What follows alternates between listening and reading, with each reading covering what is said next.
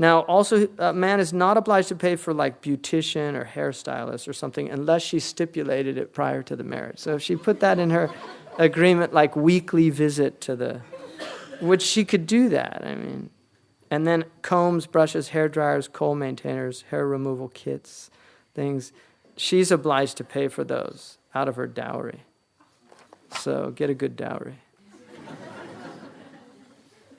And then also it's an obligation for a man to provide appropriate living space for the woman that is in accordance with her socioeconomic status, the least of which is an independent room with necessary appendages such as kitchenette and bathroom, and a door that can be closed and separate her and secures her in herself and wealth. So she has to have private space. You can't put her into a situation, even if you're poor, you can't put her in a situation where she doesn't have private space, because people need space. It's a human need. And if you don't give people that need, they can start getting trouble. And generally a woman, also furnishings, plates, glasses, cups, cooking utensils, it's actually binding upon the woman to take from her dowry if he gave her a dowry to do that. And then Ibn Habib, radiallahu anhu, great Maliki scholar, said this is basically in accordance with the Sunnah, because the Prophet ﷺ decorated the house of Fatima with velvety covering, a water skin, and a pillow of leather stuffed with fibers. Allahumma salli alayhi. The father could do that also for the daughter. Again, it can relate to urf and things, customs and conventions. Most places the husband is obliged to furnish the house. That's a convention nowadays. And obviously you have these, in some Arab cultures, it's almost comical. The furniture thing with the plastic covering that never gets used. And there's this room that's almost like a shrine, which is the wedding things, and nobody ever sits on them or anything. It's just kind of in there, and you look, and it's, the husband did his job when they first got married or something. I've always found that really odd, but it's cultural things. Now, a refusal of a wife to live with her in-laws and its rulings. This is important. If a man places a stipulation in his marital contract that a woman is obliged to live with relatives, such as parents and siblings, then that is binding on her if she agreed to it. And then in that case, she can't demand her own housing. Now, women have to be careful, because sometimes they're all excited about getting married and they don't really think about that so much. We're going to live with the in-laws. And sometimes mothers are notorious for not feeling that the woman is living up to her expectations of how her son should be treated. And generally men, a wife can never cook as well as mom. And a lot of Muslim mothers are very doting over their sons. I mean, it's very common. They spoil their sons. Mudalla, the Arabs call it. So what can happen sometimes is there's this expectation that the wife should be doing that, and that's not true. So you have to be careful about that, because that can lead to a lot of tension. So if, on the other hand, he didn't stipulate that in his contract, then the scholars have approved of different rulings for different situations. The first one is a woman of stature, and that has to do with what's called a sharifa or something, who she has some type of wajaha as a result of wealth, of lineage, of beauty and religion. I mean, those are all things that give a woman this wajaha. Some of the ulama say it has to be 2 out of the 4. If that's the case, then she has a right to refuse such a living arrangement which involves in-laws or relatives in the same domestic space, because she's adversely affected by living in a situation where others have her access to her private life and all affairs are openly accessible to them, many of which she would prefer not to know.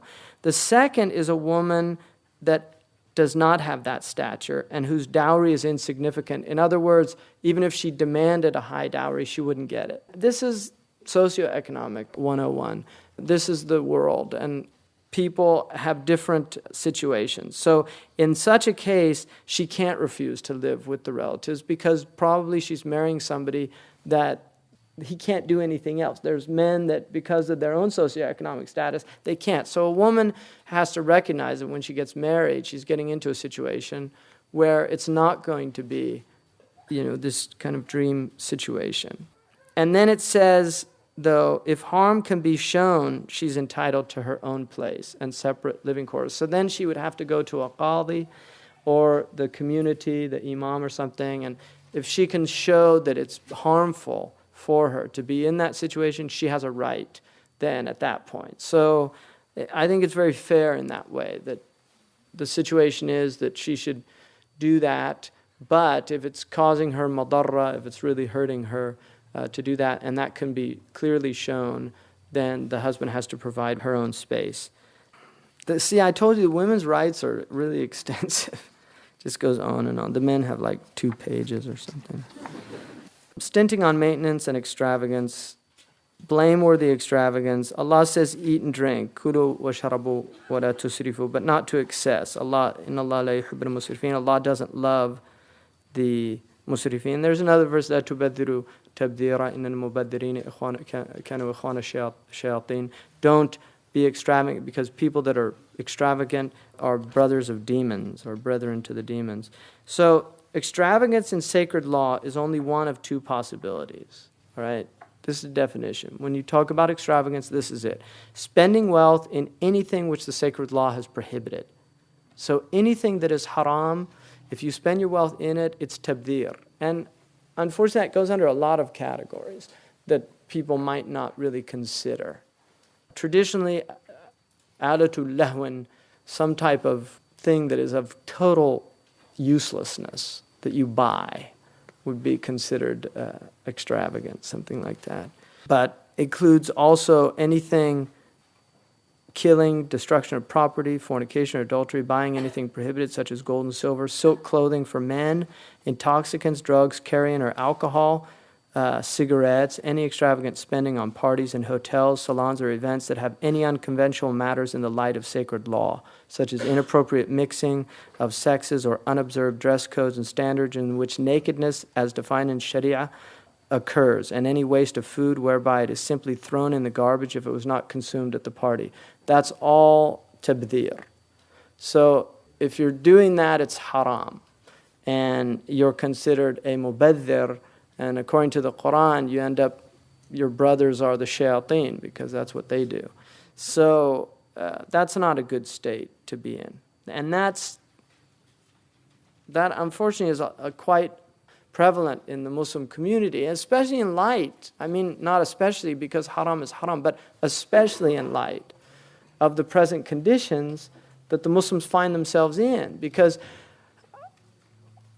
there's a continuum of haram. There really is. There's a continuum. Something's really haram and something's haram. I mean, you don't get those things, but there is a continuum of haram. There are the mubiqat, the deadly sins. Some put them at 9. There are the venial sins, which are things that are removed easily by doing things like wudu and things. Something could be haram, but it doesn't have the thing. So you have to take time and place into perspective. And I think part of the reason why the Muslims are in their condition is because we ignore these type of things and don't give them a lot of thought. And certainly attending those types of parties is also very problematic. I mean, obviously in this country, when you have mixtures of non-Muslims and Muslims, in other words, people whose family members are non-Muslims and things, and you're trying not to alienate people, things like that, those things need to be taken into consideration. But with Muslims, that's the Sharia. I think it's important to always maintain that compassion, because traditionally something that I loved about the Mauritanians is that when they saw, if they see somebody who's in that state, it actually stirs up compassion instead of a disdain or a contempt, that you actually feel sorry for them, that they're in that state, and you should want them to get out of the state. So the best thing to do is make dua for people like that, or try to be a good example for them. There's an amazing hadith in which Ibn Abbas, radiallahu anhu, when Hajjaj ibn Yusuf destroyed the Kaaba, and people forget that. I mean, he bombed it. It was aerial bombing, because he used those majaniq. He used catapults and shot rocks into the haram and literally destroyed the Kaaba during the time of Abdullah bin Zubair's rebellion. I mean, some people considered him the legitimate Khalifa.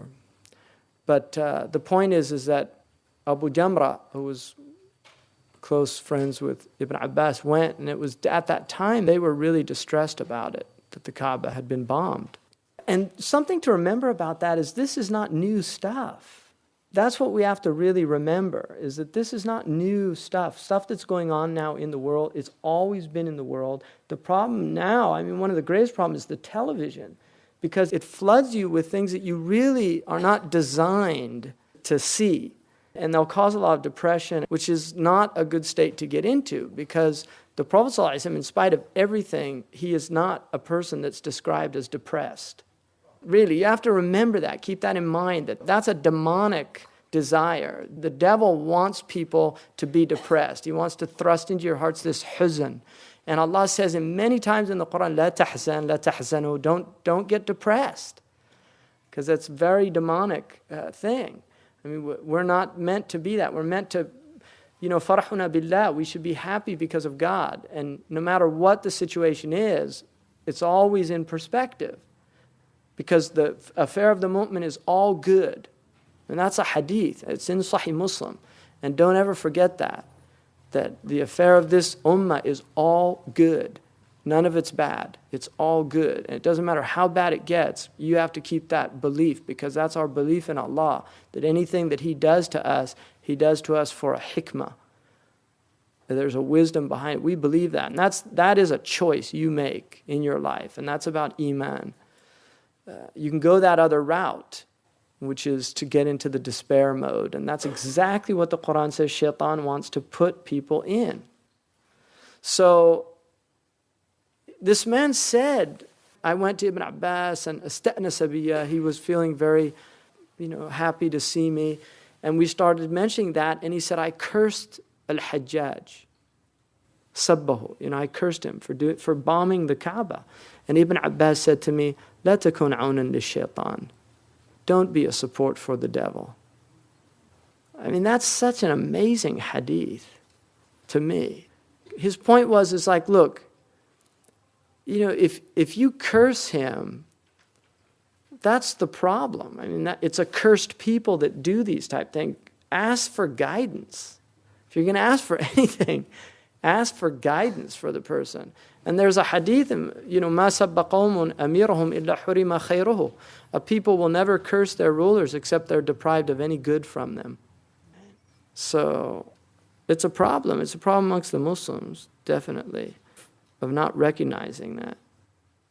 I mean, the thing is, nobody reads history anymore. If you read history, really, go read Thucydides.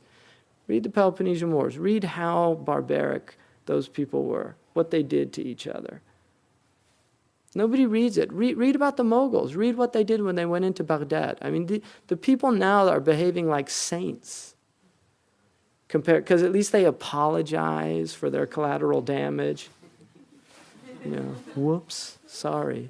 Really, there's a big difference. And if you can't recognize that, you can reduce it down to all those Machiavellian things. But again, it has to do with ideals and realities. So it's bad. But don't think this is the worst it's ever been, and don't think it's the worst that it's going to get either. Just don't, because I think Ibn Athir said the greatest plague in the history of humanity from the time of Adam until his time was the Tartar. There was no greater plague to humanity, blight. And they all became Muslim.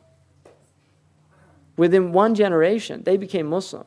So Allah says in the Qur'an, عسى الله أن يجعل بينك وبين الذين عاديتم منهم مودة والله قدير والله غفور رحيم. Perhaps Allah will put love in the heart between you and those who you are now fighting.